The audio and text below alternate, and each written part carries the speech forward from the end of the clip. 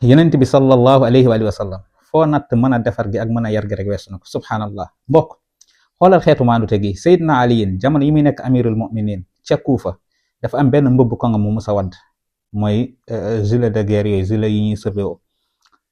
ndeysaan ba mbubb koŋ mi waddee am benn yahud bu ko for. Seydina Ali toog ab diir gisu ko, bés rek mu gis mbubb koŋ mi ci yahud bi. mu dem ci yahud bi ne ko maa moom mbubb koŋ mi. yahud bi ne ko moo ko. mu ne kon nañ dem ci Surayh. jamono jooju Seydina Ali moo far Surayh. Surayh nekk benn juge foofu, nekk benn qaadi di àtte diggante nit ñi. ba ñu demee ci Surayh, Seydina Ali Surayh ne ko acca comme que yaa fi indi waa ji, yaa convoqué waa ji, waxal loo ko fi indee. Seydina Ali daal ne sama mbubb koŋ dafa réer, ma fekk ko ci waa ji te nee naa ko sama mbubb la, mu bugg a weddi, ma buggoon na nga àtte ñu. Surayh ne ko ñan ñooy say témoin, ñan ñooy seede ni mbubb mi yaa ko moom. Seydina Ali daal di indi Xasan doomam ak Qanbar mbaa yàllaam, mu ne ñaar ñi ñoo may témoin, ñaar ñi ñooy seede ni mbubb mi sama mbubb la.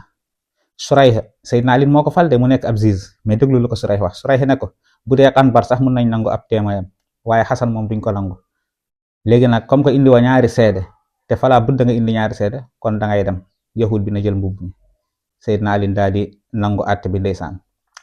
yahud bi daal di jooy ne Surayh segam yow mi nga xam ne Ali moo la fal nga nekk ab juge, yaa mun a seede dëgg ji, maa ngi lay waatal ni mbubb mi mbubb ko nga Ali la, man maa ko faroon. mais non seulement dinaa ko delloo mbubb mi, waaye duma ci yem, waaye dinaa tuub dugg ci lislaam. subhanallah. mbokk xoolal xeetu maandute gi.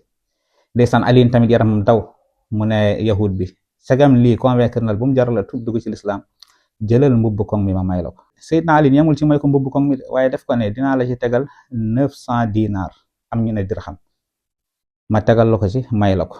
nii la Ali defal yahud bi ndeysaan. yahud bi noonu la mujjee ànd ak Ali tuub dugg ci lislaam ba niñ ko reyee ci xare Siffin. subhanallah. mbokk xoolal xeetu maandute gi.